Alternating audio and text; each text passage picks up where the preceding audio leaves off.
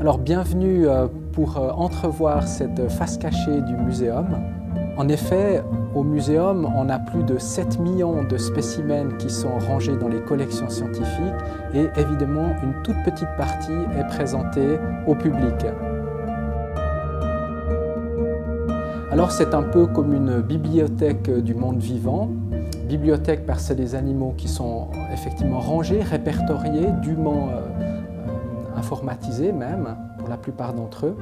Et c'est des animaux qui sont accessibles au monde scientifique, exactement comme on met des livres accessibles au public ou au monde scientifique pour les consulter.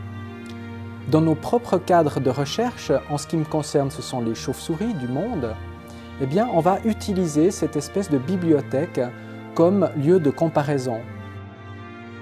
Lorsqu'on revient d'une mission, par exemple récemment on est allé au Laos faire une mission de biodiversité, eh bien, nous avons besoin de références pour identifier les spécimens que l'on aura rencontrés ou que l'on aura ramenés.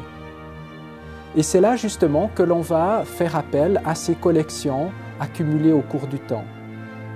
Pour cela, on utilise des méthodes traditionnelles, il faut la morphologie du spécimen lui-même, mais évidemment, le monde moderne est aussi chez nous puisqu'on utilise beaucoup le séquençage d'ADN.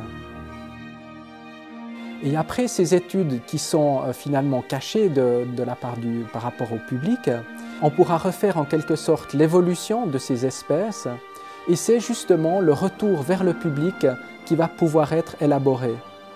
C'est en quelque sorte comme si on voulait restituer une partie de cette face cachée de l'iceberg en proposant des visites guidées ou des expositions temporaires basées sur ces recherches.